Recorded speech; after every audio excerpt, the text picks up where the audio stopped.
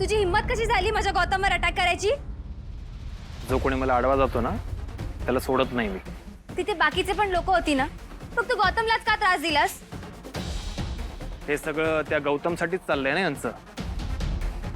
मला त्याला संपवायचं होतं आणि तू मला नाही सांगायचं मी काय करायचं आणि काय नाही, ते कळलं?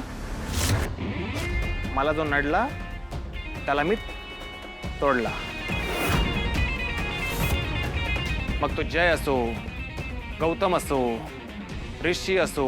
ए सांभाळून, माझ्या रिश्तेचं नाव पण नाही घ्यायचं, आधी सांगून ठेवते.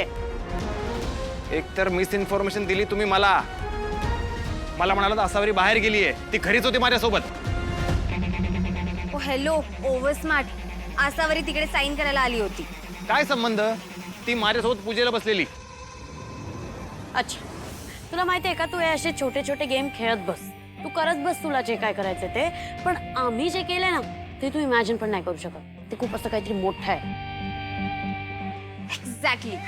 आम्ही जय शर्वरी आणि ऋषी कमळीचं नाव सामूहिक विवाह सोहळ्यामध्ये रजिस्टर केलं.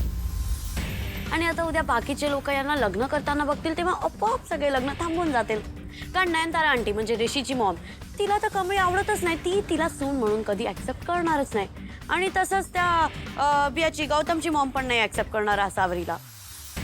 आणि जयला तर बायकांचं तसं पण हेट आहे. तरी त्याचं नाव आम्ही शरू सोबत रजिस्टर करून टाकलंय. होऊ दे, त्याला पण त्रास होऊ दे, थोडासा चालतो. आणि त्याचं पण सेमच आहे, त्याची मॉम शरू सोबत ऍक्सेप्ट नाही करणार. त्यामुळे या लोकांच्या मॉम्स जेव्हा तिथे जातील तेव्हा यांचे लग्न उद्या होऊच शकणार नाही. आणि तशाने आसावरी आणि गौतमचं पण लग्न थांबून जाईल. खरंच ना, म्हणजे तुमच्या बुद्धीची कीव येते मला. अरे अक्कल शून्य मुलींनो, त्या बहीण भावासाठी यांनी खरंच लग्न केलं तर काय? त्या ऋषीचं पहिलेच त्या भिकारड्या कमळीवर प्रेम आहे ना, आणि घरचे यायच्या आत त्यांनी सगळं उरकलं तर बसा बोंबलत. त्या आसावरीला ना आता चांगलंच नीट केलं पाहिजे. गॉड, हा बोलतोय ते खरं आहे. इडियट असला तरी बरोबर बोलतोय. खरंच ऋषी आणि कमळीने लग्न केलं तर? विचार नाही केला. मयुरी क्लासला गेलीये, जरा KM ला हा डबा नेऊन पोचवशील? चालते की मावशी. कमळे आलोच. आज आपल्याकडे ना एकदम स्पेशल पाहुणे येणार आहेत. कोण? एकदम VIP, म्हणून तुला सांगितलं आवरायला. परबांचं घर हेच आहे ना? येऊ का?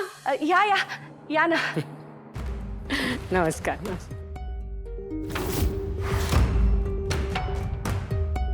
बसा ना, बसा. हो. पाणी आहे. या या. बाय शरू, अनु. या या.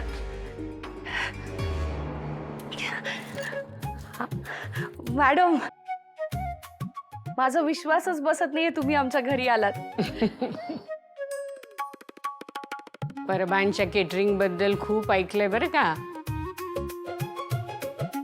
आणि परवा पार्टीमध्ये जेवले की सगळं खूप छान झालं होतं. स्वामींची कृपा आहे. आता पण जेवणाची सगळी तयारी झालेली आहे. हा आपली. दे ना, दे ना पाणी, दे. लगेच वाढायला घेते. कमी पानं घे. प्रमिला, मी तुझ्या घरी आरामात बसून गप्पा मारत जेवायला आलेली आहे. विवाह सोहळ्याचं केटरिंग तुला द्यायचं म्हणून नुसती चव बघायला आली असं समजू नकोस.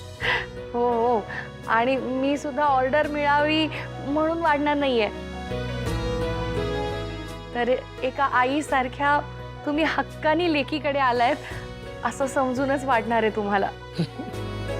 छान.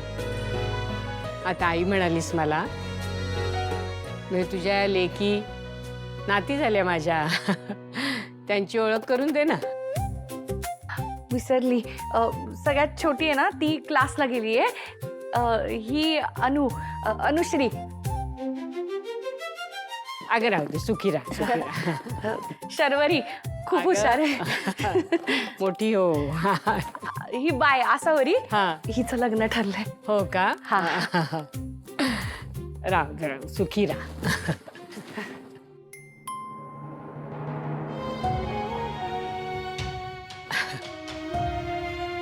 प्रमिला, लेकीबाळींचं करण्यात जे सुख असतं ना, ते असं काही सहजासहजी मिळत नाही. ते नशिबातच असावं लागतं. मला सुद्धा अशा 4-4 नाती असत्या ना, तर मी स्वतःला खूप भाग्यवान समजले असते. पण तुझ्या लेकी माझ्या नातीसारख्याच आहेत. तेव्हा त्यांच्यासाठी कधी काही लागलं तरी सांग. मला जे जे शक्य असेल ते मी करीन. हां, खरं आहे तुमचं मॅडम. मी खूप भाग्यवान आहे. अगं, तू हे मॅडम मॅडम काय करतेस? तू मला मावशी म्हण, आवडेल मला. बरं मावशी. लेकीच्या लग्नाच्या काळजीने ना झोपच उडाली आहे माझी. बाईच्या पप्पा ना खूप करतात, अगदी पै पै जोडतात. माझ्या परीने पण जेवढं काम होतं तेवढं काम करते मी. मावशी, माझं एवढंच स्वप्न आहे की माझ्या मुलींचं भलं व्हावं. समजते मला. म्हणजे मला मुलगी नाहीये, पण तुझ्या मनात काय चाललंय ते मी समजू शकते. अगं, आई सगळं कशासाठी सहन करत असते? आपल्या मुलींसाठीच ना. तुम्हाला ती बहिणाबाईंची कविता माहितीये का? त्या कवितेमध्ये बहिणाबाई प्रत्यक्ष योग्यालाच हे सांगतात की दे रे योग्या ध्यान, ऐक काय मी सांगते, लेकीच्या माहेरासाठी माय सासरी नांदते.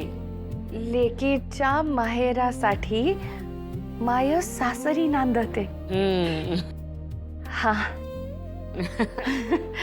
मावशी, जेवण वाढले. चला जेवून घ्या मावशी, या. प्रमिला, आपण पोराबाळांसाठी खूप करतो, मनापासून करतो, त्यांच्यावर विश्वास ठेवतो. पण एक गोष्ट मी माझ्या अनुभवातून सांगते. कधी कधी ना आपलीच माणसं आपल्याला धोका देऊन जातात. म्हणून जरा सावध राहा. म्हणजे काय, आपली माणसं वाटतात पण ती आपली नसतात. कुणावरही विश्वास ठेवू नकोस. जप तुझ्या पोरींना.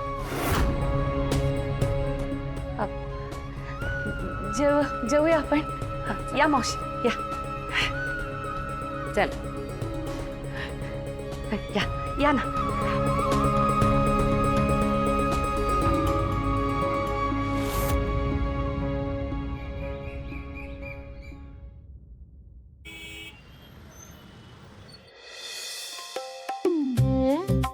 मावशी, आतली सगळी भांडी धुवून झाली. हो ना, आता पुसून पण घे, कारण त्यातच आपण भात आणि भाजी घेऊन जाऊया. चालते. हा. ए, हात चालवा ग पटापट पोरींनो. मम्मी, खूप गरम होत आहे ना, त्याच्यामुळे काम स्लो होत असेल. ऊन येतं आता, गरम होणारच ना. आणि तू काय नुसती बसलीये ग? कमळी, ते तिला चिरायला दे आणि तू बाहेर मदत कर. ठीक आहे. अनु, काम कर.